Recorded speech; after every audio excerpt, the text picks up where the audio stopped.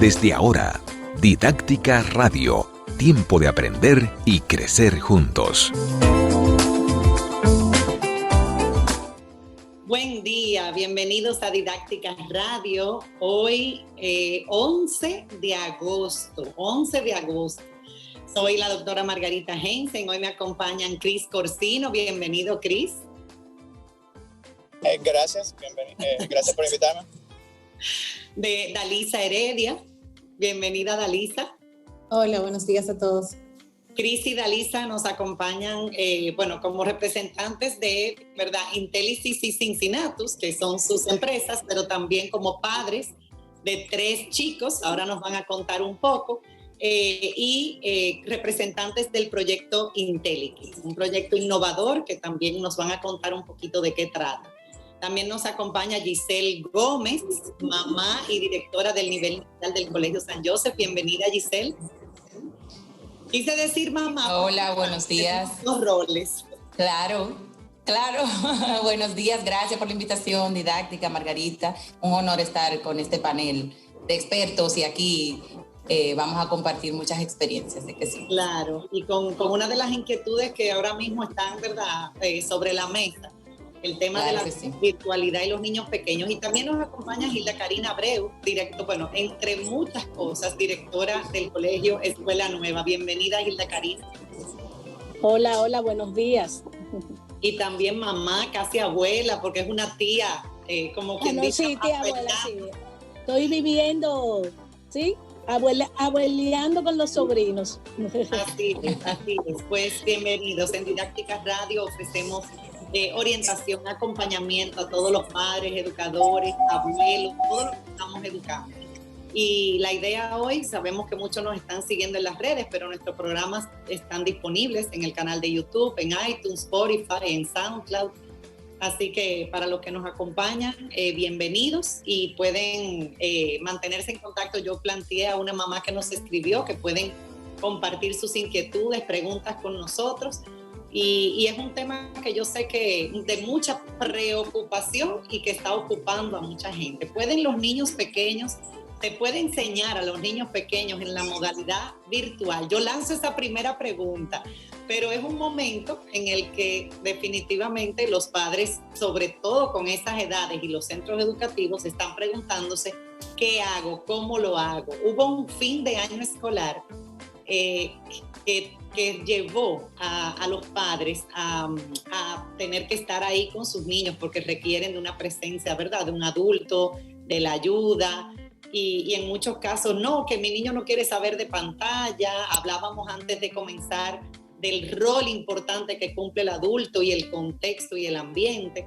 Pero yo lanzo esa pregunta. Vamos a empezar con Cris. Cris, primero cuéntanos un poquito, Cris, de tu experiencia y lo que están haciendo con sus hijos en Intelisys. ¿Y qué tú piensas de si se puede enseñar con la experiencia que tienen de manera virtual? Yo creo que se puede enseñar y usando, vamos a decir, la virtualidad como un elemento para complementar la educación, pero de enseñar a los niños pequeños, mi respuesta es no. Entonces,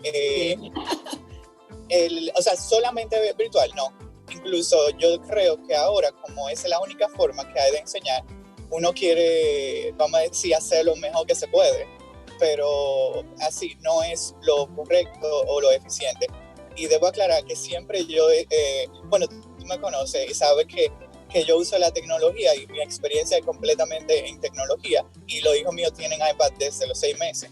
Entonces, pero eso es un complemento de su otra educación. Entonces, que esa es la única forma que hay ahora, eso yo lo entiendo. Y ahora, de que vayan a aprender, hay muchísimas razones por las que no. Es muy difícil para un niño pequeño pasar horas enfrente de una pantalla sin moverse. La otra parte, por ejemplo, la pantalla es muy abstracta, todo lo que presenta.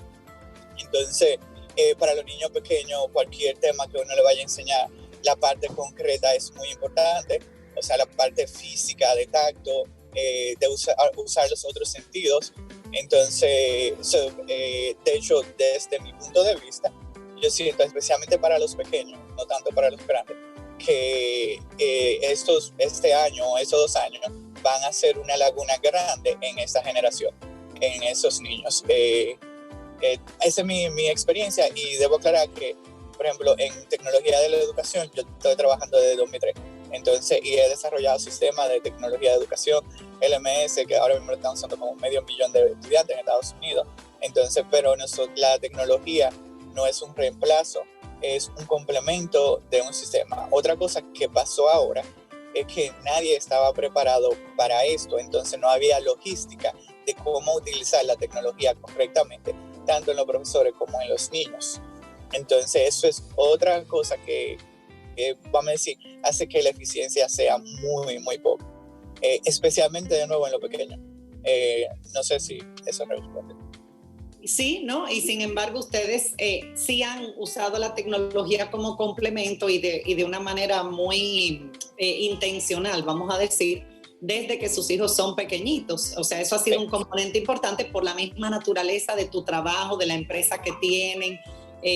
O sea, que de alguna manera u otra ustedes han logrado incorporarla, integrarla. No que sea la única vía, sino... Exacto. Yo diría que, por ejemplo, nosotros teníamos la logística desde antes. Entonces, y desde mi punto de vista, nosotros decidimos hacer homeschooling. En el caso mío, yo creo que lo importante era la matemática. Yo quería ser profesor de matemática de los hijos míos, controlaba especialmente esa parte. Entonces, ya de por sí, nosotros sabíamos cómo enseñarle en la casa. Yo mismo, todavía todos los días, yo le enseño matemática o le enseño programación. Entonces, yo diría, por ejemplo, el ejemplo de nosotros, o el contexto de nosotros es diferente al resto de la población. De hecho, ahora los hijos de nosotros, de hecho, ellos van más rápido que antes, porque estamos más tiempo en la casa. Pero eso que no es porque es una educación virtual, es porque ahora físicamente yo estoy más tiempo enseñándole. Entonces, incluso contratamos tutores que van a la casa, porque los hijos de nosotros todavía son pequeños, de 8, 6 y 4.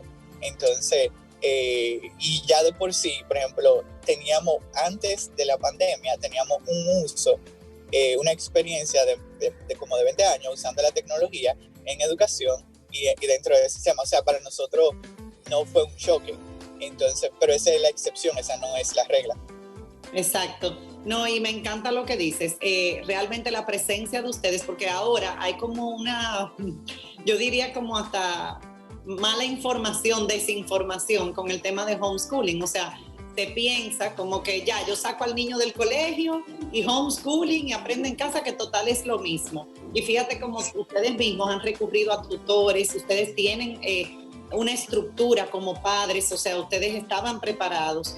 Y esa presencia de un adulto, ese acompañamiento es fundamental. O sea, no es homeschooling porque, no, si lo van a dar virtual en el colegio, entonces yo lo hago en mi casa y ya eso es homeschooling y lo saco del sistema. Incluso para homeschooling hay que inscribirlo en un centro educativo, tiene que tomar unos exámenes, o sea, hay toda una estructura. No es que homeschooling es simplemente lo saqué y estoy en mi casa y que estudie como pueda y como sea. Hay que tener mucho cuidado con esa... Yo recomendaría a los padres que quieran hacer homeschooling que no lo hagan. En realidad, por ejemplo, no lo hagan. No, demasiado, o sea, por ejemplo, en el caso mío, que es mucho trabajo. Entonces, si ellos no van a tener ese tiempo, o sea, yo estoy trabajando en educación desde el 2003 con colegios. Por ejemplo, uno de mis clientes es una persona que hace tecnología para los colegios. Entonces también hacía, yo siempre estoy leyendo, entonces de por sí era algo que ya era parte de mi tiempo. Pero si alguien no va a dedicar ese tiempo, que en la mayoría de casos ese es el caso, entonces no deben de hacerlo, porque entonces lo que van a terminar es haciéndole un daño, tratando de hacerle bien. Y te lo agradecemos, Cris, que hagas esa, porque ustedes con la experiencia que tienen y el conocimiento en tecnología y el manejo y todo lo que yo sé que saben, o sea, realmente tienen que tener tiempo los padres, tienen que organizarse, esto no es a lo loco. Tiempo y la capacidad de entender qué se lleva, porque por ejemplo, o sea, el primer sistema de educación yo lo hice como en el 2002, 2003 y empecé a trabajar desde ese tiempo. Entonces, si yo, por ejemplo, vamos a decir que yo fuese un doctor y nunca hubiese estado o cualquier otra carrera y nunca hubiese estado en educación, aún así yo teniendo el tiempo, entonces voy a tener que aprender esa parte. Y entonces, no es con fácil. eso yo no es fácil. Con eso yo no estoy diciendo que no deberían de preocuparse, o ahora en ese contexto de la pandemia no deberían de tratar de hacerlo mejor. Lo que yo pienso que a largo plazo, si todo el mundo trata de hacer eso, por ejemplo, la generación, los niños van a sufrir. Entonces, en mi caso, a veces yo soy bastante arrogante, entonces, pero yo siempre yo estoy estudiando, siempre, entonces, me consta. ese no es el contexto. Entonces, si alguien no tiene un perfil similar, que de la gente que yo conozco, la mayoría no lo tiene, no deberían de hacerlo. Entonces, porque van a terminar haciéndole un daño. Ahora, que ellos quieran complementar lo de los profesores, y por ejemplo, si un papá es ingeniero y le están enseñando matemática, el papá quiera, por ejemplo, compartir su experiencia, eso sí debe de hacerlo. Entonces, eso sí, de aumentar lo que le están dando en el colegio, preocuparse, entender lo que están dando y hacer que en conjunto rete a sus hijos y ellos mismos retar no solamente a los hijos, sino al colegio, a que estén enseñando lo correcto. Entonces, pero ya es otra cosa diferente. Eso es diferente, eso es un trabajo en conjunto, en colaboración, escuela, familia. A mí me llamó una mamá, yo le dije, espérate, a asumir tú todo el proyecto, ¿verdad? El programa educativo, el proceso de desarrollo y aprendizaje de tu hijo. No es nada fácil si tú no tienes una preparación. Y a mí me da un poquito de rabia que la carrera de educación es una que asume mucha gente. Como que yo diga, yo estudié educación, pero mi pasión es ser médico, así que yo voy a atender pacientes. O sea, tenemos que tener cuidado, porque cada carrera y cada profesión, yo que tengo más de, qué sé yo, como 30 años, y Hilda Karina, o sea, y Giselle, preparándonos en esto, definitivamente tenemos que tener mucho cuidado porque no es fácil. Pero lo que plantea Cris, yo se lo planteé a varias mamás que me han llamado. Tengan cuidado, porque no es lo mismo tú tener un programa, un maestro, una estructura, y tú apoyar eso. Y obviamente va a ser necesario nuestra participación como padres, con todas las edades. O sea que qué bueno, Cris, que desde tu experiencia y tu expertise tú recomiendas esto.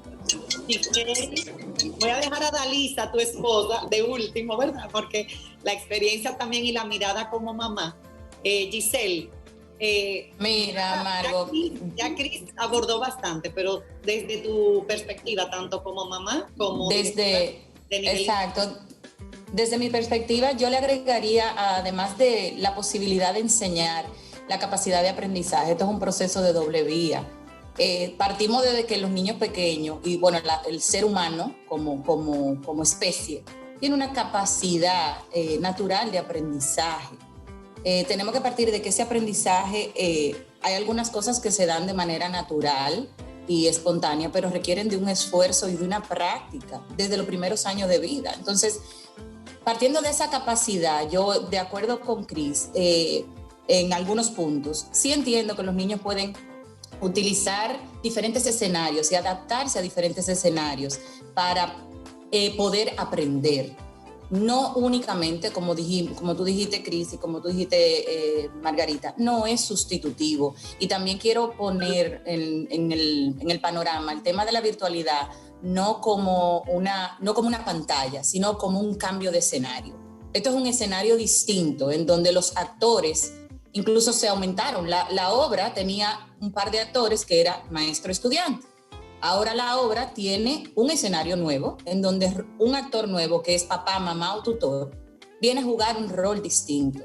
Viene a jugar un rol, a lo mejor, como tú decías, Cris, más protagónico en la parte de acompañar eso que una institución educativa, un centro, da como parámetro de inicio. Entonces, lo veo así, como que hay una posibilidad de una enseñanza y de un aprendizaje, siempre que sepamos entender el contexto y siempre que sepamos entender que la ayuda física, el ser humano, las emociones, las experiencias no se van a sustituir por una pantalla, jamás.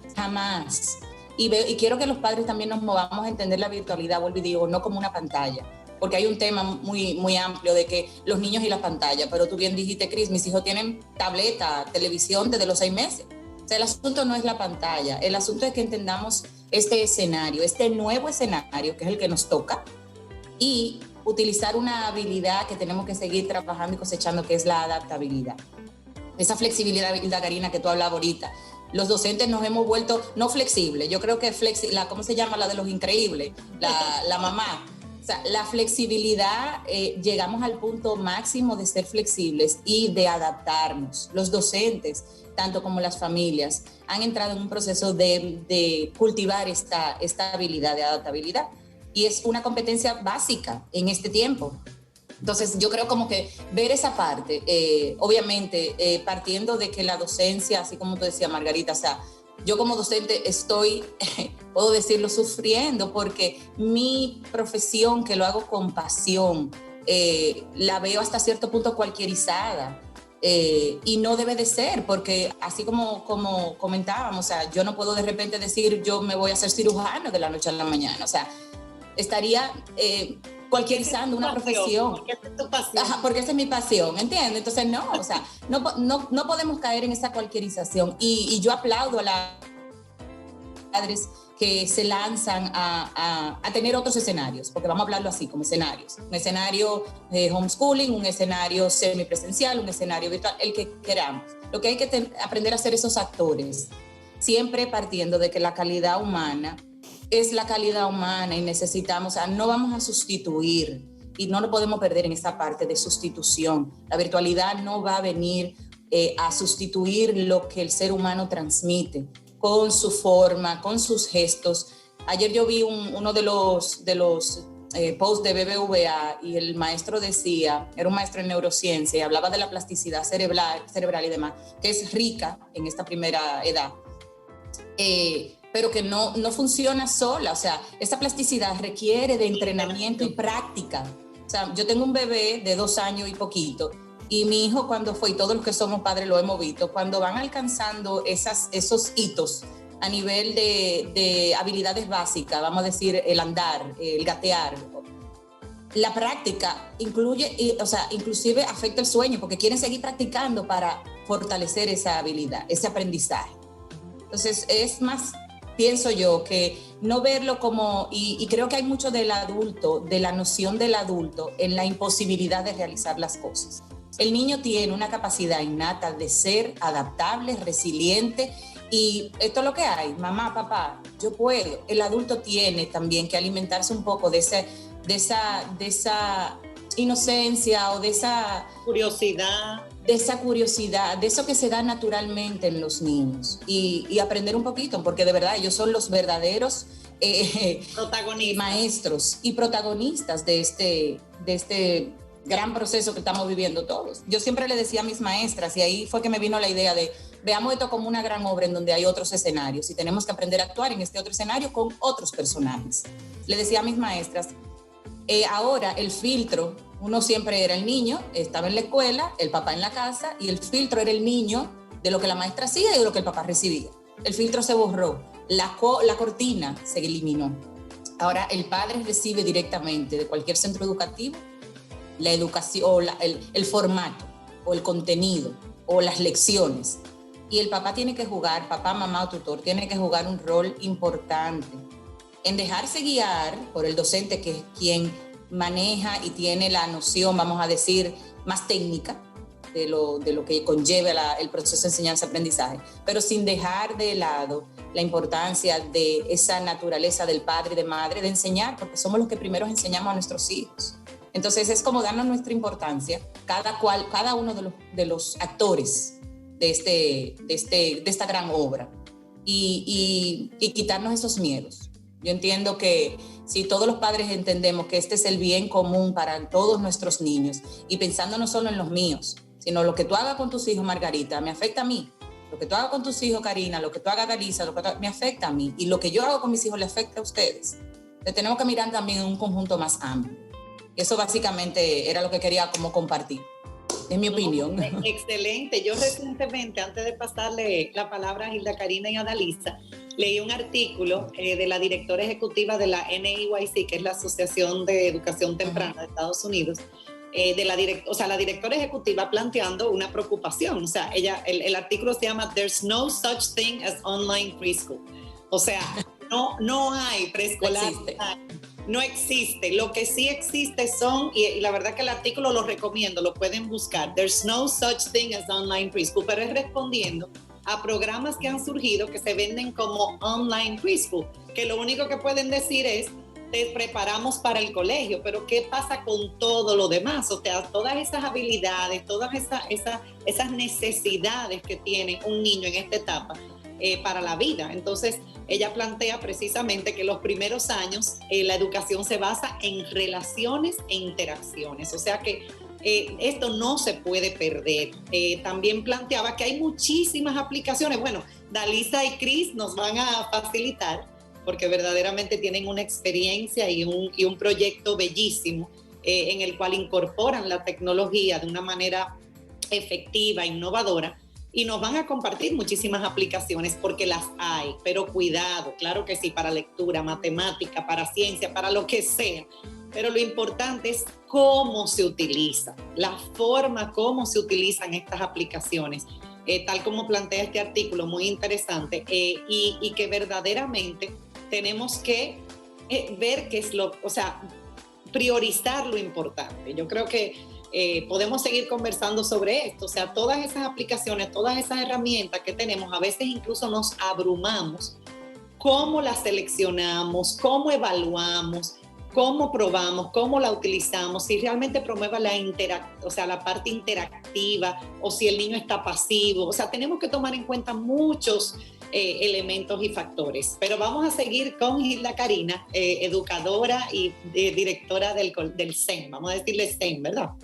Colegio Escuela Nueva. ¿No te escuchas, Cari?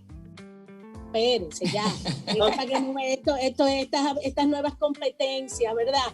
Qué bueno que esto es por radio, aunque se queda grabado. Al que lo esté viendo, no le haga caso a todas mis moriquetas y anotaciones, porque el que me conoce sabe que era loca porque me dieran la palabra, ¿verdad? Bueno, gracias por la invitación. Yo hice mi chivito aquí de lo que han dicho los que me han precedido y comenzar con algo que dijo Cris y creo que debe ser reiterativo. La tecnología no es la pedagogía. La pedagogía es la intencionalidad del maestro o del profesional que trabaja, que estudió y que trabaja para esto. Entonces, yo quiero aterrizar. Muchos dirán, bueno, ahora sí es verdad, porque el que hace homeschooling me está diciendo que no lo haga. Pero yo no quiero pagar la escuela si la otra me está diciendo que yo soy un nuevo protagonista y que yo tengo que enseñar a mis hijos. Pónganse de acuerdo y díganme cómo que es la cosa. Yo sé que hay muchos que están ahí oyendo y lo están pensando. Entonces, la pregunta inicial, ¿es posible educar virtualmente a los alumnos pequeños? No. La presencialidad siempre va a ser el escenario ideal, la interacción. Sin embargo, para estos pequeños, virtualidad no es pantalla. Pudiésemos cambiar el término a educación en casa. Pero a homeschool, no. Porque cuando usted tiene un centro educativo que lo está respaldando detrás, usted tiene un programa científicamente diseñado que va progresivamente, que va trabajando esos hitos del desarrollo de los que habló Giselle, tiene un sistema de soporte o debería tenerlo, y como dice Cris, la presión debe ser a recibir eso, recibir por la virtualidad, por la presencialidad o por cualquier vía, recibir educación de calidad, sugerencias de calidad. Entonces, cuando estoy en un centro, tengo un sistema de apoyo también, el psicólogo, el orientador, el maestro, que puede, dentro de ese programa diseñado científicamente, cronológicamente o por etapas de desarrollo, también puede hacer las adaptaciones de lugar para un alumno. Y no estoy hablando de un alumno con necesidades educativas especiales, sino por sus intereses, por su nivel de desarrollo, que aunque estén igual en edad, puede variar. No es lo mismo tener ese apoyo que comprar todas las cajas que han salido, emprendimientos de educadoras, de psicólogos, de artistas, en el verano. Créanme que yo las he comprado todas y he pedido permiso para poder integrarlas en la escuela. Incluyendo las de Construyo. Incluyendo las de Construyo, pero yo sé cuándo y dónde en mi programa, cuándo y dónde a este grupo de niños en especial esas actividades son propicias. Entonces no es lo mismo bajar todo. Yo tengo en Pinterest, ahí, nosotros tenemos un tablero en el colegio. Nosotros, todas las cuentas de educadores que hacen recursos, que venden, que nosotros las seguimos y lo incorporamos, pero sabemos el cuándo, el cómo, el por qué y el para qué. Y eso es educación. No en la escuela ya tiene que verse como el escenario, como decía Giselle, no es solamente las paredes de la casa. Es que yo te voy a proveer de recursos, de herramientas al padre, a la niñera, al hermano mayor, al abuelo, a quien esté en la casa. Entonces, voy a proveer ese soporte y ese programa y voy a estar dispuesto a orientarte. Entonces, ese es el chip que tenemos que cambiar. Podemos, no solo es la virtualidad para los niños pequeños, podemos en estas circunstancias enseñar. ¿Pueden los niños aprender? Sí pueden, con el apoyo de todos nosotros. Me encantó lo que decía Cris. A mí también. Él decía, bueno, yo sé de matemáticas y era mi interés que mi hijo saliera bien. Los míos, si no hubiesen tenido la escuela detrás, hubiesen sido almas libres. Créanme, hubiesen estado haciendo nada porque yo no tengo esa estructura, hubiesen estado ya en los grandes con tutores y al final no queremos pagar la escuela o estamos asumiendo que para qué pagar la escuela, pero voy a comprar las aplicaciones, voy a buscar el tutor, voy a comprar todo lo que hay en el medio y yo lo voy a ensamblar sin tener el conocimiento, la preparación. Entonces pongamos eso en una balanza. Es cierto que las escuelas tenemos que reinventarnos, tenemos que asumir el apoyo distinto y asumir al educando, a la educación, al escenario educativo distinto, pero es posible. No lo ideal, pero es posible. Viendo eso no como virtualidad, sino como aprendizaje en casa. Y fíjense como Cris lo dijo, paso más tiempo con mis hijos. Papá y mamá, hermanos, vamos a integrarnos, vamos a hacer una dinámica de la familia distinta. Que hay padres y madres que trabajan, eso es cierto. Y nos tocará a las instituciones y al Estado ser flexible y apoyar, porque la escuela es, además de escolarizar, es un ambiente de apoyo social, económico, si no vamos por ahí. Entonces, eso es otro tema, que no depende ni de la escuela privada, a veces ni del Ministerio de Educación, sino de hacer políticas integrales para que en medio de esta pandemia, la educación en casa, apoyada por las instituciones educativas avaladas, funcione. Gracias, Hilda Karina. La verdad que este programa está bomba. Dalisa, yo no quise ponerte después de Cris porque es verdad, quiero cerrar con tu experiencia como madre, pero también como emprendedora y bueno, trabajas también en el ámbito de la empresa y del proyecto de IntelliKids, que quiero que cuentes un poquito sobre eso. Gracias. Realmente lo mío es básicamente un resumen de todos y contar un poco mi experiencia. Y sí quiero primero responder tu pregunta. En ningún momento yo pienso que una pantalla sustituye al ser humano. Definitivamente que no. Es todo un complemento de arduo trabajo para poder trabajar con los niños en casa. Y nuestro rol como padres es trabajar con lo que nos funciona. Al final del día, todo el que nos está mirando va a hacer lo que le funciona a ellos como familia y está bien, no está mal. Porque al final lo que queremos es una educación integral de calidad y cada papá tiene contextos diferentes. Nosotros, una bendición que tenemos esta oportunidad, pero quizás hay padres que no y que les funciona otra cosa y eso está bien. Lo que hay que hacer es una constante investigación, es una constante lectura de descubrir cómo yo puedo apoyar y ayudar más a mis hijos. Definitivamente en mi experiencia, si yo no hubiera tenido a mi esposo, yo jamás hubiera hecho homeschooling. De ninguna manera.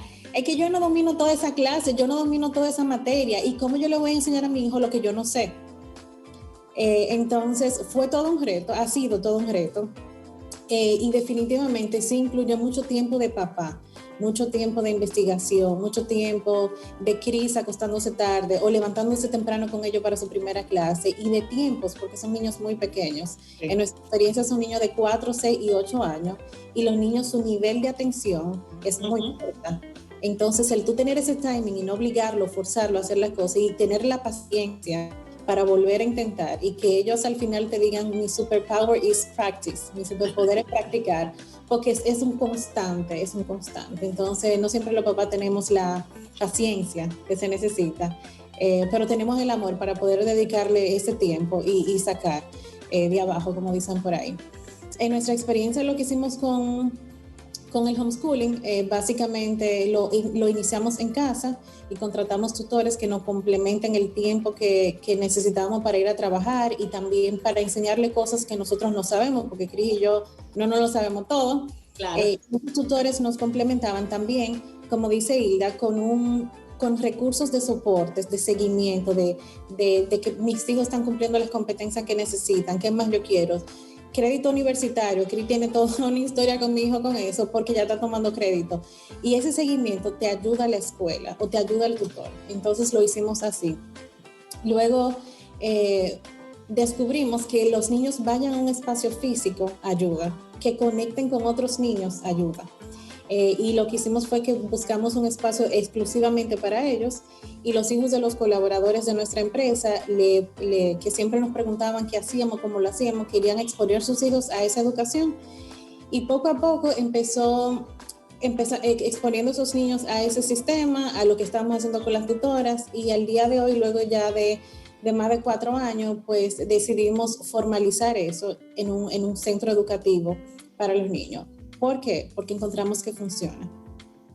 Y de acuerdo a las retroalimentaciones de los otros padres, también. Entonces, lo que quisimos fue compartir lo que estamos haciendo, lo que nos funciona, en una modalidad de educación diferente. Y eso es lo que estamos fundando ahora mismo con IntelliKids. Pero en mi experiencia, al final del día, cada padre hace lo que le funcione, pero si de algo le sirve el sendero que hemos andado, es que la estructura es importante y el uno asegurarse de que el niño está recibiendo todo lo que necesita también. Entonces, para nosotros definitivamente la pantalla no sustituye ese apoyo físico, esa calidad humana que te da tener un tutor, un guía, un maestro, definitivamente. Eso es mi experiencia. Excelente, y están haciendo un proyecto bellísimo con IntelliKids y con la experiencia que tienen. Así que los felicito. Vamos a una pausa. Agradecer al Banco Popular que apoya el programa Didáctica Radio, programas como este que orientan y que buscamos formar también a padres y educadores y a todos los que estamos en esta gran labor. Y agradecer de nuevo a nuestros invitados de hoy, a Giselle, a Dalisa, a Cris, a Hilda Karina, porque realmente yo creo que esto es un programa que va más allá del sensacionalismo que vemos en estos momentos. Tenemos que tener mucho cuidado con lo que decimos, y aquí estamos hablando desde el punto de vista no solamente de una experiencia, sino también de la capacidad y de la preparación. Así que padres, madres, educadores, todo parece indicar que el año escolar, ¿verdad? Todavía no se ha comunicado formalmente, pero todo parece indicar que vamos a comenzar con la modalidad a distancia, con la modalidad virtual. ¿Qué podemos hacer? ¿Qué tenemos que tomar en cuenta cuando regresemos? Vamos a ver todo esto. O sea, Cris decía, ya esto es lo que toca. Vamos a ver cómo lo podemos hacer sin, vamos a decir, dejar de tomar en cuenta todas las necesidades que tiene un niño en estos primeros años, todas las características que tiene esta etapa del desarrollo, que son muy particulares. Así que cuando regresemos, no se vayan, vamos a abordar todo esto. Sigan con nosotros aquí en Didáctica Radio. En breve regresamos con Didáctica Radio.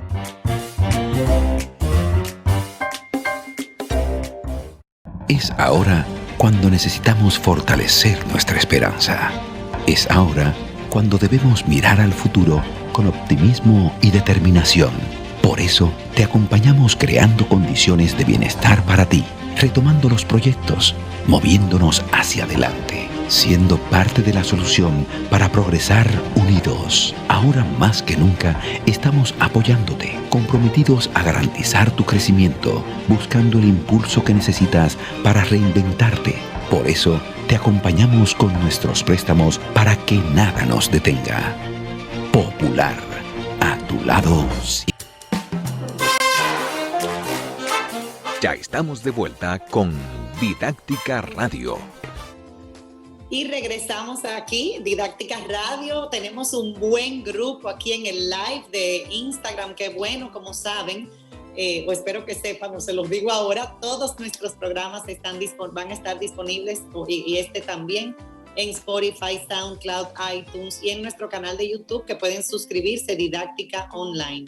Así que qué bueno que podemos compartir con todos ustedes, orientarles con estos invitados que realmente tienen mucho que aportar. Y Cris comentaba en la pausa que verdaderamente hay un lado positivo de todo esto, ¿verdad? O sea, de esta realidad, este escenario, este panorama que ha generado ansiedad, porque la verdad es que muchos padres, muchos centros educativos están experimentando hasta cierto punto, ¿verdad?, incertidumbre, ansiedad, un poco de miedo, pero también trae nuevas oportunidades. Cris, ¿tú quieres comentar algo sobre eso?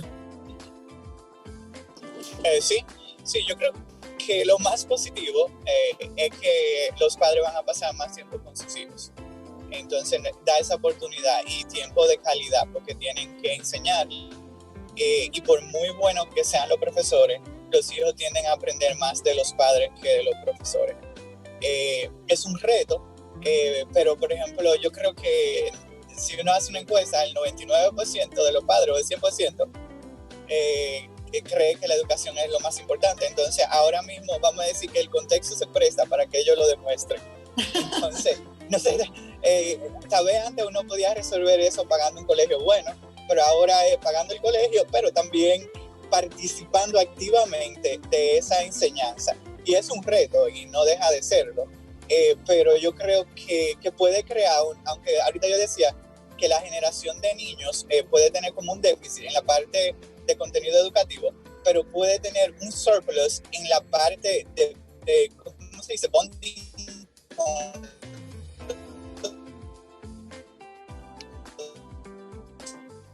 Bueno, ahí se le fue un poquito la señal. De conexión con los padres. Si los padres aprovechan esto para crear mejores conexiones con los hijos y más, hello, sí, me escuchan. Ahora sí. Hello, ahora me escuchan. Sí. Yo decía que es posible que haya un déficit en la parte de contenido de los niños, pero haga un surplus en la parte de bonding con los padres y de conexión con los padres, y de los padres tener conexión y mayor involucramiento en la educación formal de los hijos en combinación con la escuela. Entonces yo lo miraría desde ese punto de vista, y yo creo que para mí no hay valiosa que los padres pasen tiempo de calidad con sus hijos. Así es, no hay nada que sustituya eso. Y algo importante, hay un instituto que se llama Fred Rogers, lo pueden buscar, hacen un trabajo extraordinario, sobre todo con estas edades, y plantea que lo importante es asegurar que el uso de la tecnología complemente, que es un poco lo que tú estás planteando, Cris, esas interacciones sociales, el juego, las actividades en familia, el estar con otras personas, con los que vivan, con los que tengamos en nuestro contexto, porque verdaderamente no podemos ahora, incluso hay un peligro, que es querer llenar de actividades a los niños, señores, por favor, y a los jóvenes, porque yo también, ¿verdad?, veo el lado pero como este programa es para las edades tempranas, que es la que más preocupación trae, señores, tenemos que tener cuidado, porque en la presencialidad obviamente el niño es activo por naturaleza y está descubriendo, interactuando, pero con la virtualidad tenemos que tener cuidado de querer pasar esa experiencia presencial a lo virtual y simplemente llenar al niño de actividades. Mucho cuidado con sobrecargar. Lo que decía Dalisa, el niño pequeño no tiene esa capacidad de atención por tanto tiempo. Tenemos que combinar actividades de movimiento, actividades en las que pueda vivenciales con otro tipo de actividades. Incluso el tema rutina y estructura, que Dalisa lo comentó, es muy importante. Y señores, algo fundamental, aún estemos en pantalla, cómo yo conecto, cómo mis ojos brillan al saludar a un niño, cómo yo le doy ese toque de entusiasmo, de te quiero, estoy feliz de verte, de estar aquí. O sea, si nuestro canal va a ser a través de una plataforma, hagamos que sea lo más personal posible, lo más realmente, lo más real posible, en el sentido de conectar. Señores, conectar con nuestros niños y niñas es fundamental, siempre, pero en estos momentos lo vamos a tener que hacer de otra manera. Yo estaba tomando un taller y decía la persona, ¿qué va a preferir un niño? ¿Ver un video que tú sacas de YouTube o un video tuyo, de tú como educadora que te conoce, que es alguien con quien conecta? No es lo mismo. Si a ti te mandan un video de tu abuela, tú te emocionas, tú conectas emocionalmente. No es lo mismo que te manden de una abuela de fulano de tal, hablando de algo. Entonces, Mira, Margarita, agregar algo también. Es todo un reto para los educadores que vamos a emprender en este escenario, como hablábamos. Esa creación de vínculo, porque estamos hablando que el año escolar lo terminamos con un vínculo creado. O sea, los docentes pudieron fácilmente o pudieron pasar de una presencialidad a una virtualidad con ya conocimiento de sus estudiantes, qué les gustaba a cada cuál era el truquito de cada estudiante, pero ahora crear vínculos con estos niños a nivel, o sea, con la plataforma virtual, es todo un reto. O sea, yo me pregunto, ¿y cómo será que vamos a hacer esto? O sea, ¿qué vamos a utilizar? Y entonces caemos en lo mismo. O sea, esa presencialidad es vital, es importante, es esencial. Y como decía la Karina, la tecnología no es pedagogía. Entonces, es muy cuesta arriba, pero confiar que las instituciones educativas, que las personas que estamos detrás del engranaje, somos los que tenemos que buscar las estrategias, los recursos, las experiencias, que podamos de alguna manera llegar a ese brillo que tú mencionabas, llegar a esa y poner intencionalidad en todo lo que se hace, porque no es lo mismo que yo ponga a mi hijo a jugar con bloques, un pequeñito de 2 años, que yo tenga conocimiento de que ese juego tiene, o puedo agregarle intencionalidad, objetivos y hasta monitorear un aprendizaje, hasta monitorear una habilidad, ¿entiendes? Entonces, esa parte también es importante. Y tú decías, Dalisa, cómo enseñar y cómo saber que está aprendiendo. El monitoreo, la valoración es vital también. Así es. Entonces, no, y ahí caigo de nuevo, no es cualquiera. O sea, tenemos que estar al tanto de que esto es un trabajo que, aparte de tiempo, conlleva noción, conlleva estudio, conlleva horas de lectura, conlleva muchas vertientes que no quiero decir que no lo puede hacer, pero lleva tiempo de preparación, ¿entiendes? Entonces, las escuelas nos vemos en esas grandes incógnitas y estamos buscando la vuelta para poder ofrecer un servicio. Y me refiero al artículo que tú publicaste, Margarita, de calidad educativa. Sí. O sea, esa gestión, para promover esa calidad educativa, tiene que haber un conjunto de cosas que somos los centros educativos que tenemos que promover, buscar, empaquetar, presentar y transmitir. Y es todo un reto y estamos a tope trabajando para eso, porque los padres, todos, por los padres, los niños nos debemos a los estudiantes y ellos son los principales afectados o receptores de todo esto que estamos tratando de ofrecerles. Pero es complejo, muy complejo.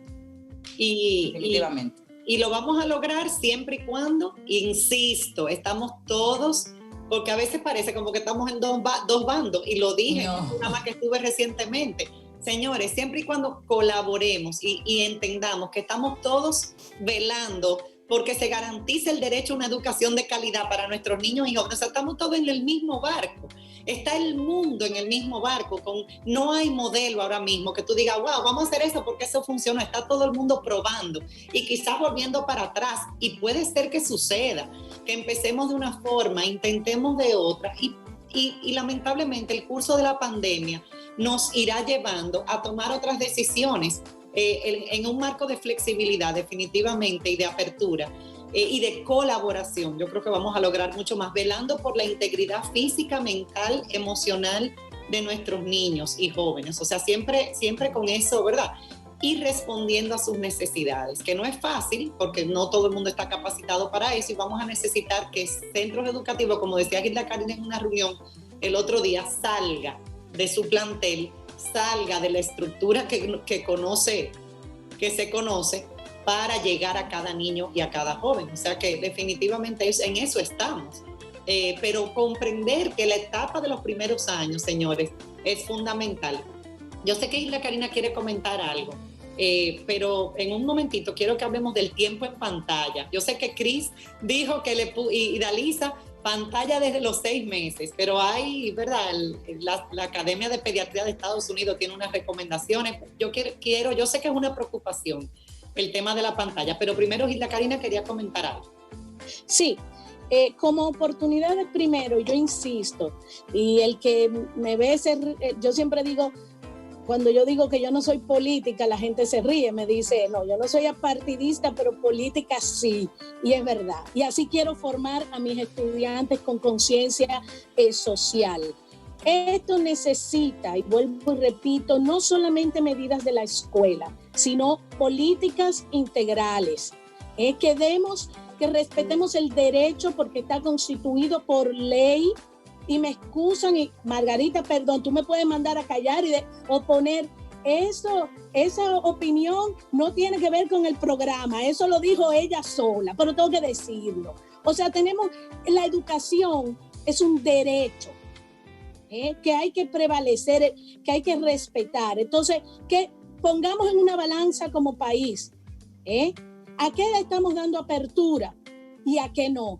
¿Qué estamos privilegiando y qué no?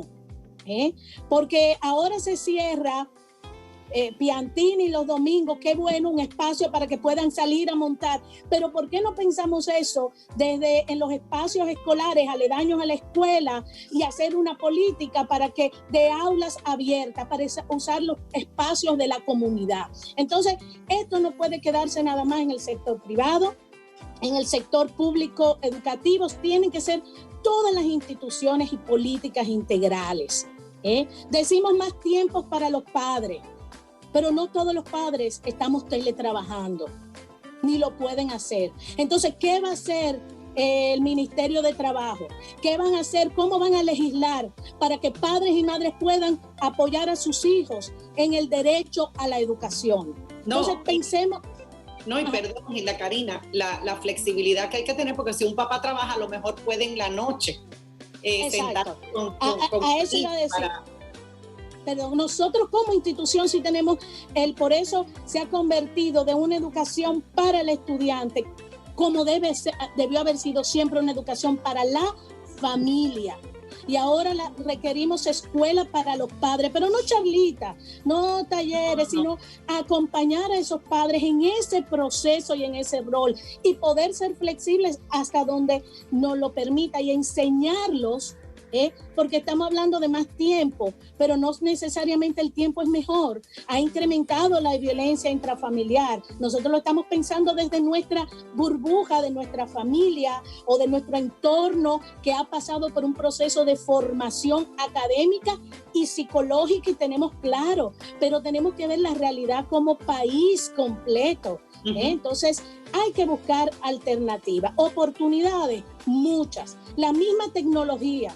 Yo tengo maestro y tengo una anécdota que me dijo, mira lo que estoy usando, estos simuladores virtuales, que sé yo, que yo le dije, ¿por qué tú no lo usabas en la presencialidad?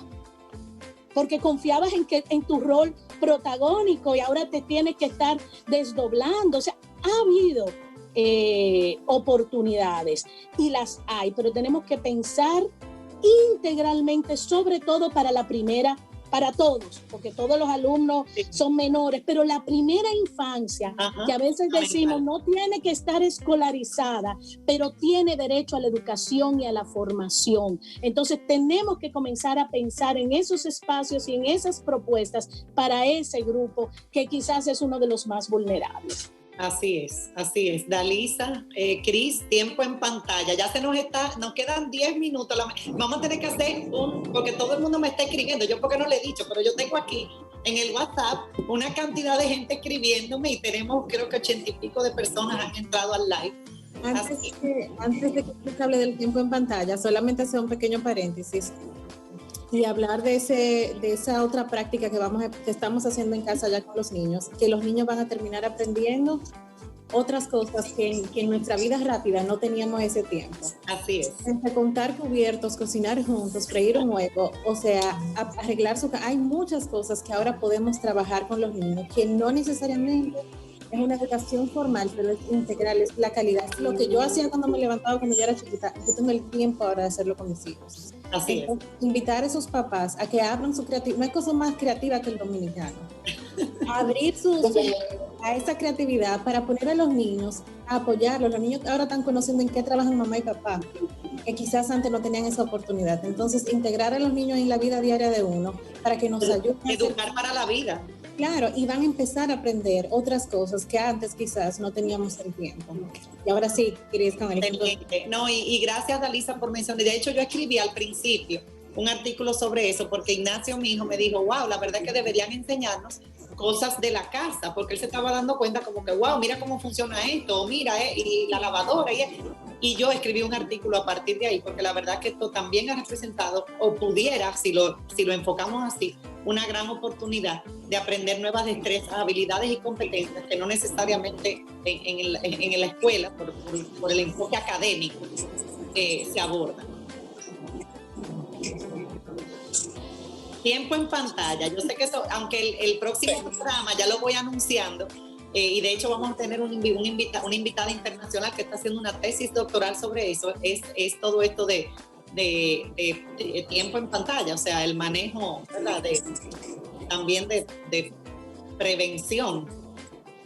Porque como decíamos, sobre todo con niños pequeños, combinar y la tecnología puede complementar, pero no podemos nunca sustituir ese tiempo de juego, de actividad, de movimiento, de diversión, de interacción.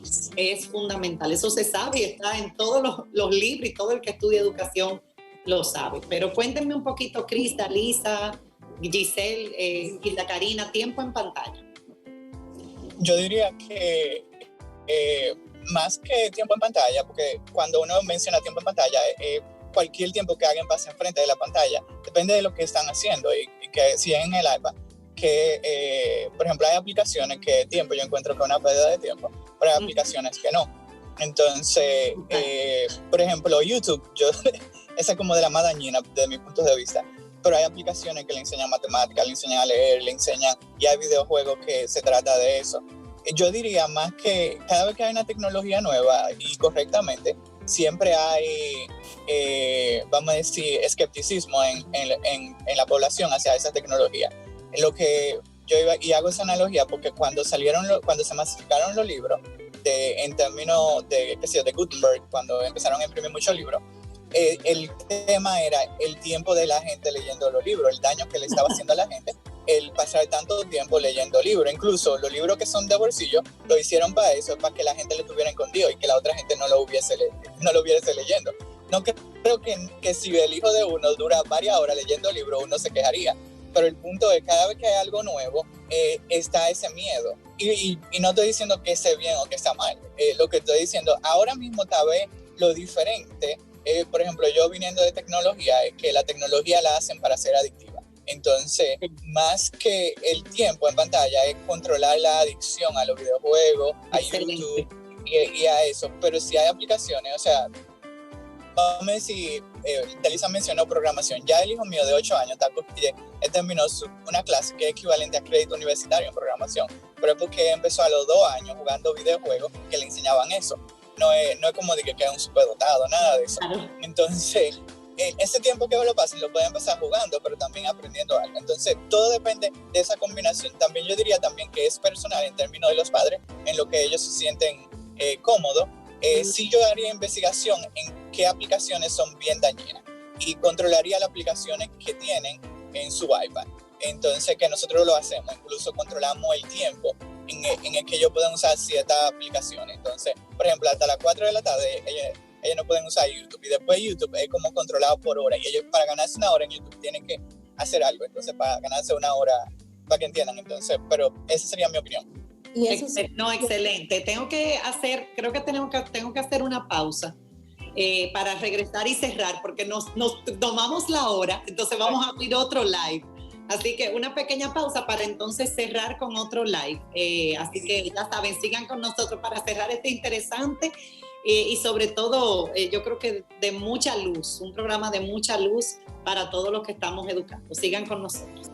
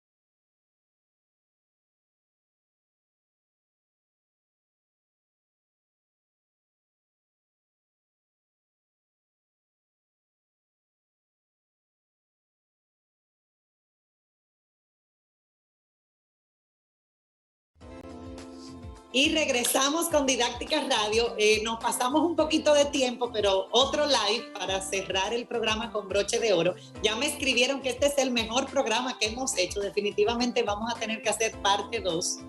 Pero qué bueno contar con personas como Giselle, Hilda Karina, Dalisa y Cris, que están compartiendo con nosotros, no solo desde su experiencia, sino desde su expertise, desde su formación. Y yo le decía a Cris que viniendo de una persona del área de tecnología, o sea, Intelisys y Cincinnatus, más toda la trayectoria de Cris, son en el área de programación, de tecnología, y cómo ha podido integrar la tecnología con proyectos educativos también, y nos da una perspectiva muy realista, con los pies en la tierra, como digo yo, porque realmente estamos recibiendo mucho bombardeo, mucha información.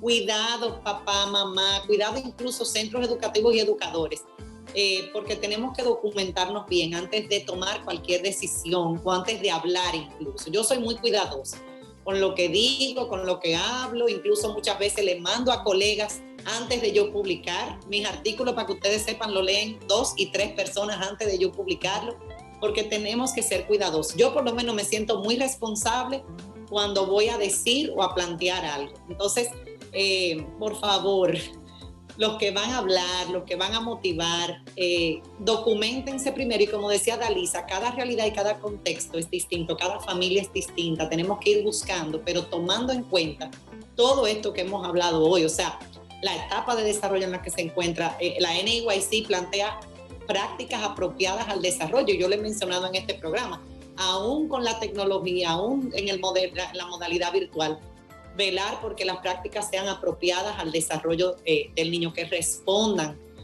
a lo que necesitan realmente. Entonces, hablábamos antes de irnos a la pausa, Cris, maravilloso, me encantó. Y me encantó que mencionaste lo de YouTube, Cris, porque usamos mucho YouTube y realmente el niño está pasivo. Entonces tú decías, no es tanto el tiempo en pantalla, sino qué está pasando, qué está haciendo. Van a haber aplicaciones maravillosas que el niño a lo mejor dura un tiempo que hasta nosotros decimos, wow, está absorto, pero es porque realmente está realizando una actividad significativa, está siendo motivado, está siendo retado, lo lleva a unos procesos, ¿verdad?, cognitivos que realmente son positivos y traen beneficios, pero van a haber otras aplicaciones que no sirven para nada. De hecho, el position statement, como la posición que asume la Asociación Nacional de Educación Temprana, uno de los puntos importantes es que nosotros tenemos que promover la investigación continua y el desarrollo profesional. Señores, investigación continua y desarrollo profesional. ¿De qué recursos seleccionar? ¿Cuáles utilizar? ¿Cómo integrarlos? ¿Cómo evaluar la tecnología? No es que me dijeron que eso es bonito y tiene muñequitos bonitos. No, no. Es interactivo, es apropiado para la edad de mi hijo, mi hija, qué está promoviendo, qué está haciendo, y usarlo de manera intencional y apropiada. O sea, yo creo que esos son puntos muy importantes y ojalá puedan bajar esa posición que tiene la Fred Rogers y la NEYC, lo hicieron juntos. Limitación en el uso de la tecnología. O sea, yo me gustaría que habláramos un poquito antes de cerrar. ¿Cuál es el punto donde o sea, cuál es la limitación? ¿Qué podemos hacer para combinar, verdad? Y Dalisa mencionaba el tema de los extremos. Mi mamá siempre ha dicho, el balance, señores, el equilibrio. Tampoco es el extremo, como decía Dalisa, de que tu hijo no toque, nunca tenga contacto con pantalla, y ahora el extremo, eso como, yo siempre he dicho, si le prohíbes, lo que va a buscar la vía y a querer va a ser escondido. Yo, por ejemplo, con mi hijo, y lo he planteado en varias charlas, hubo un momento que, y todavía, o sea, tienes que ir ayudando a tu hijo a autorregularse, obviamente de acuerdo a su edad, porque un niño pequeño va a necesitar que tú, pues pongas las medidas o estés alerta y de repente hagas una pausa y le motives a otras actividades y le invites. Pero es importante que aprenda a autorregularse y a utilizar de manera apropiada los recursos con los que cuentan. Y la Karina, Giselle, Dalisa. Cuando hablamos de que le dimos un iPad a nuestros hijos desde pequeñitos, no significa que se lo dimos y nos fuimos. No. Gracias. Exacto, significa que se los dimos, lo acompañamos y Chris investigó y estudió cuáles aplicaciones y qué hacer con ellas. En el caso de mis hijos actualmente, ellos pueden estar en el iPad en su tiempo de usarlo y yo me siento al lado de ellos a trabajar con mi computadora, pero yo estoy mirando lo que ellos están haciendo. Pueden que estén trabajando en una de las aplicaciones, pero eso nunca te exime de tú monitorear lo que ellos están haciendo y de tú como familia tener acuerdos, porque si papá dice que no, mamá dice que sí, entonces, ¿en qué estamos? Esos acuerdos familiares que me dicen el niño tiene tanto tiempo de poder usar el iPad y que todos nosotros estemos sincronizados en apoyar eso. Porque lo que queremos evitar son las adicciones, claro, cosas que no es apropiado para su edad y demás. Y ese seguimiento lo hacemos con los acuerdos familiares. Nos ponemos de acuerdo en qué tiempo, se investigó, es prudente, es saludable, sí, entonces lo ejecutamos y primero obviamente lo conversamos con el niño para que sepa que a partir de ahora así es que vamos a trabajar. Al principio cuesta, los niños son felices con una tablet, con un celular en la mano, pero tenemos que enseñarle y explicarle los porqués y darle seguimiento a que ese tiempo tiene que ser respetado, si no, no tenemos la herramienta. Claro. Sí, claro, totalmente. pero los acuerdos, la estructura, la rutina. Sí. Digo, aún así, por ejemplo, la alerta con infantes o sea, hasta 2 años, la alerta, incluso hasta 5 años, es un poco sí manejar ese tiempo en pantalla.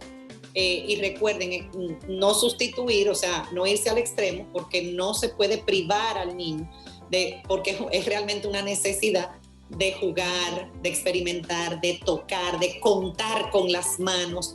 Y señores, lo que decía Dalisa, aún en la misma casa, con todo lo que hacemos diariamente, podemos integrar la matemática, podemos integrar la lectura, podemos integrar la ciencia, podemos integrarlo. Ahora, que ustedes no son educadores, papá, mamá, y que quizás no saben cómo hacerlo, pues ahí viene el centro educativo a darles ese apoyo, porque es increíble la cantidad de cosas que uno puede hacer, de actividades que pueden promover el desarrollo de estas competencias que plantea nuestro diseño curricular en la casa y de manera natural, en actividades diarias, de manera espontánea, pero con intencionalidad. No sé si me entienden, o sea, se da de manera espontánea, pero yo como adulto tengo una intencionalidad y ahí entra ese proceso en el que yo soy un mediador, porque el adulto es un mediador, señores, y mediamos y retamos apropiadamente. Y la Karina.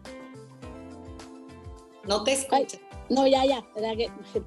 No, pero fíjate, poniendo el ejemplo de Dalisa y Cris, hay una intencionalidad de familia, sí. Hay un proyecto de familia, hay un proyecto de hijos, y eso es lo primero. Ahora se nos está vendiendo un montón de emprendimiento, y sé creativo, y saca negocio, pero tu primer negocio es saber qué tipo de hijos tú quieres, igual que la escuela, qué tipo de alumno, qué tipo de sociedad tú quieres. Entonces, cuando tú tienes eso claro, tú buscas los apoyos necesarios y en torno a eso vas haciendo. En mi caso particular, bueno, ya los míos son bien ya adultos, profesionales de la conducta y de la educación los dos. En mi casa nunca hubo nada que se prohibió. Lo único prohibido es hacerle daño a los demás y hacerte daño a ti. Y en base a eso, las prácticas se van generando. Pero fíjense cómo ellos, aún de tecnología, y me excusan si los estoy poniendo de ejemplo, Cris y Dalisa, pero son el ejemplo más reciente que los oyentes tienen, porque los acaban de escuchar, tienen un proyecto de familia claro, tienen un balance de actividad.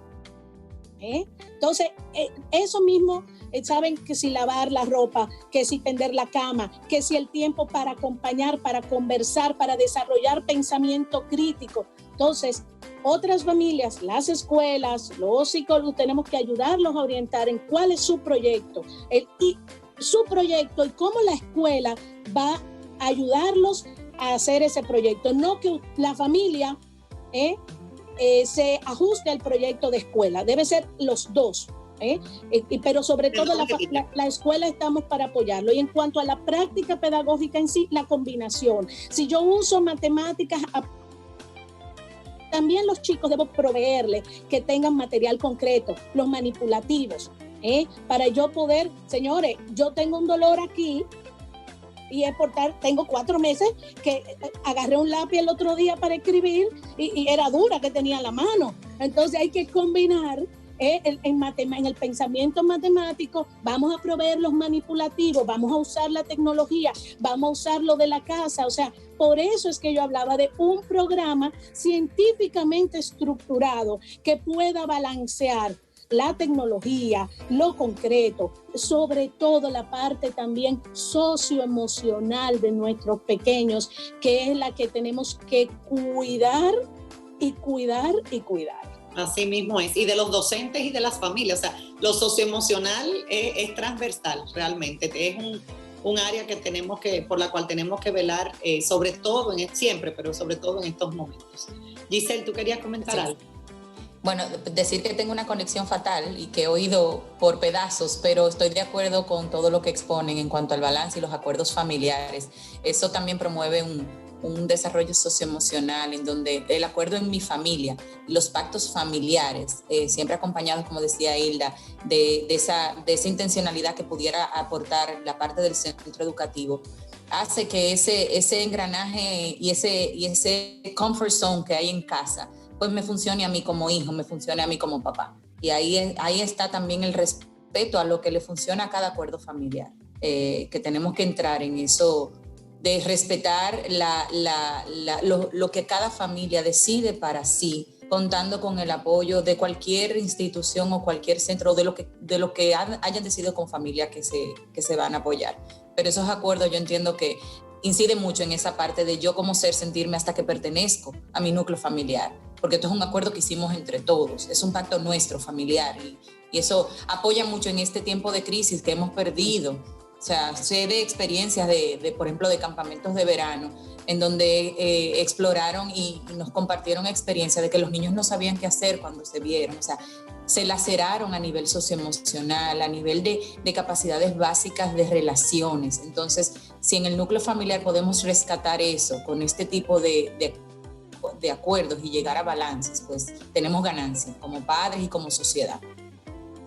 No, y fíjate que Dalisa y Cris, a pesar de la decisión de homeschooling y luego abrir el centro IntelliKids y estar, o sea, realmente han velado también por que sus hijos tengan ese espacio de interactuar, para interactuar con otros, para desarrollar las habilidades sociales.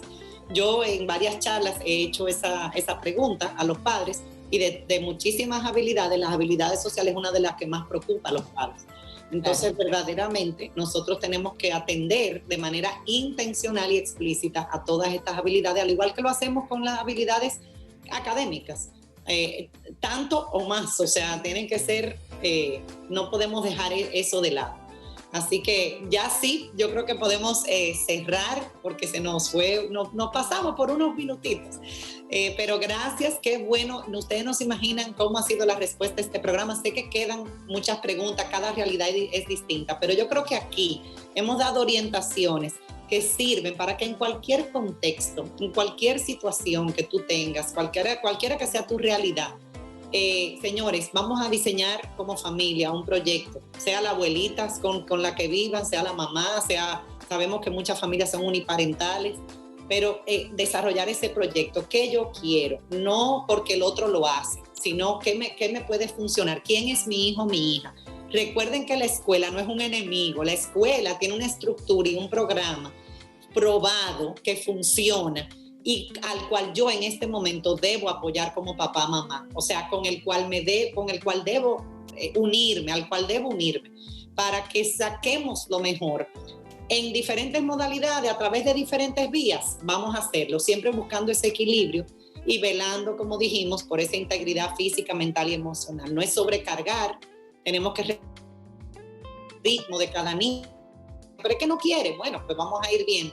Y ahí viene la flexibilidad y la capacidad de adaptación. Así que todo esto, y como decía Cris, obviamente estar alerta para prevenir una posible adicción, pero como decía Cris, decía Dalisa, decía Gilda Karina, decía Giselle, no, es qué está pasando, qué aplicación estoy usando y qué está promoviendo, qué está sucediendo. Ese acompañamiento es fundamental de parte del adulto, de parte de todos nosotros, la escuela, el educador, los padres. Vamos a estar acompañándolo de la mejor manera a nuestros niños para que saquemos lo mejor. Ahora, lo que no nos podemos dar el lujo es de que esto se detenga. O sea, de que ese proceso, que también una alerta, no es que ahora, imagínate, son chiquitos, eso no importa que no hagan nada. No, señores, es precisamente en esos años donde todas esas conexiones neuronales se dan. Entonces nosotros tenemos que tener mucho cuidado de que, como decía Cris, se va a perder, ¿verdad, Cris? Pero tenemos que hacer todo lo posible porque este tiempo no se pierda, o lo menos posible. O sea, y ahí tenemos que entrar todos en un momento y unos años que son la base, que son fundamentales, que tienen un impacto incluso social, económico. O sea, la inversión en la primera infancia es una inversión que se hace para todos, o sea, en todos los aspectos. Así que definitivamente que no se trata ahora de, no importa, ahora no voy a pagar esto, no me lo voy a poner. Vamos a ver qué hacemos y cómo lo hacemos. Y la tecnología es una de las herramientas, pero van a haber muchas otras que no podemos descuidar. Así que nada, invitarlos a seguir reflexionando, pero sobre todo a definir con claridad, a documentarnos antes de tomar cualquier decisión, y a saber que sí, que los niños están abiertos a descubrir, a aprender, y a veces somos muchas veces nosotros los adultos los que limitamos o los que, ¿verdad?, impedimos que ese proceso pues se lleve a cabo desarrollando todo ese potencial que tienen los niños. Incluso Gopnik, que es una autora que escribe, que ha hecho investigaciones con niños pequeñitos, o sea, aún un bebé, o sea, tiene un potencial increíble. A veces creemos, no, que nada más duerme, come. No, tiene un potencial increíble. Entonces, veamos cómo podemos sacar el mejor provecho a estos primeros años, que sí son importantes. Sí, son importantes. Así que cerramos con nuestra frase de Didáctica Radio. Yo creo que vamos a tener que hacer una segunda parte más adelante, cuando ya veamos definitivamente cuál es la decisión que se toma desde nuestras autoridades para el año escolar. Así que gracias Giselle, gracias Dalisa, gracias a ti, Margarita, gracias Cris. Gracias a ti. Y recuerden, la educación no es teoría, sino vida, transformación y aprendizaje. Hasta el próximo martes. Gracias al Banco Popular también. Hasta el próximo martes. Chao, gracias. Muchas gracias.